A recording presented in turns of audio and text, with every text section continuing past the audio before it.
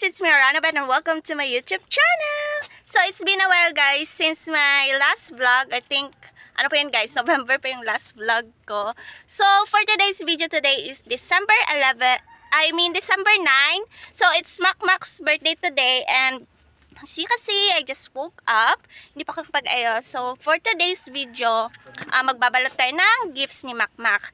And I don't think so if maganda yung quality ng video na to guys, kasi yung bagong phone ko yung gamit ko. Kasi yung ginagamit ko talaga guys na phone sa pagba-vlog before is nasira na siya. So first time kong gamitin yung phone na to sa pagba-vlog and hopefully okay yung quality niya. So before I wrap my gift for Macmac, ipapakita ko muna sa inyo. So let's go!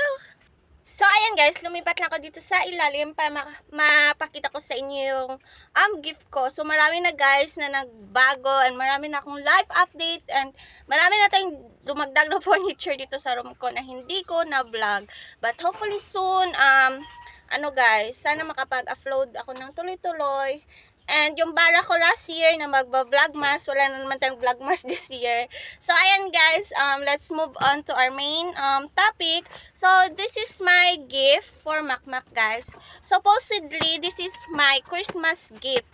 But, yung isang nabili ko guys, na yung yung binabala ko talagang pang birthday gift niya, is wrong size kasi ang bilis lumaki ng paa ni Mark. So, size 36 kasi yon. So, binigay ko na sa kanya before pa dumating yung birthday niya ngayon. So, ayan. Itong pang Christmas gift ko. Ito na pang birthday gift ko. Then, I will buy na lang something simple lang for Christmas para may buksan siya. So, this is a shoes. Kasi, size 38 na si Macmac guys.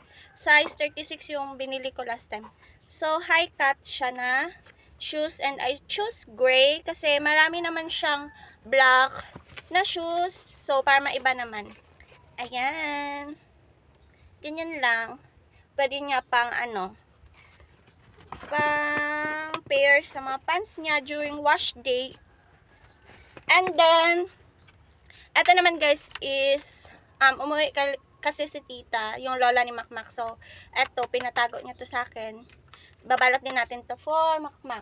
And then, ito yung disadvantage pag December yung birthday mo. Kasi, wala na guys na happy birthday wrapper. So, I'm going to use this coupon band. Hindi naman importante yung wrapper kasi naman niya later.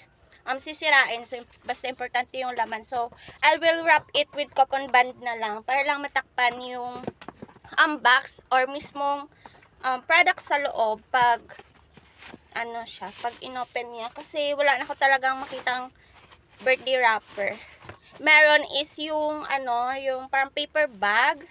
Then mostly na din, pang babae. So, ayan guys, i-wrap ko lang to, then I will update you later.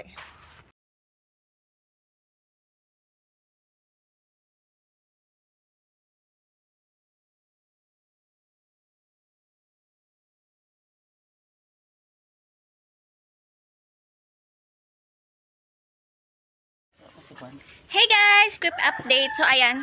As you can see, nakabihis na ako. Hapon na pala guys, around 4 na. So, dumating na pala yung cake ni Macmac. Di ko na kayo na-update kaninang morning kasi, ayan. Nag-start na kami magluto. So, ipapakita ko lang sa inyo yung cake ni Macmac. Since mama guys.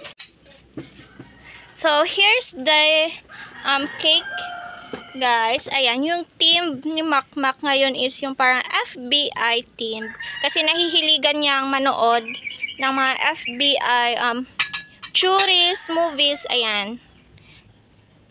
Okay, so meron na kaming maluto. May suman na rice. Meron na din akong spaghetti kanina na hindi ko rin na vlog. And ngayon guys is nagluluto ako ng, ayan, takpan muna natin guys. Luto ako ng chicken. So ayan yung setup namin. Ayan. Pampa square. Ayan guys. So wala pala sila ate kasi dinner naman talaga yung time namin guys. And Macmac is not here. Naglalaro siya.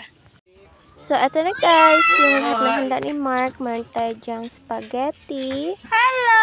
Meron ding pansit. Suman. Meron din tayong salad. Ayan. And then, of course, fries. And paborito ni Mark na chicken. Meron din tayo dyang drinks. And dinisplay ko na din yung mga gifts niya. And may dumagdag na dyan, guys. Galing yan sa isa naming pinsan. Happy birthday to you.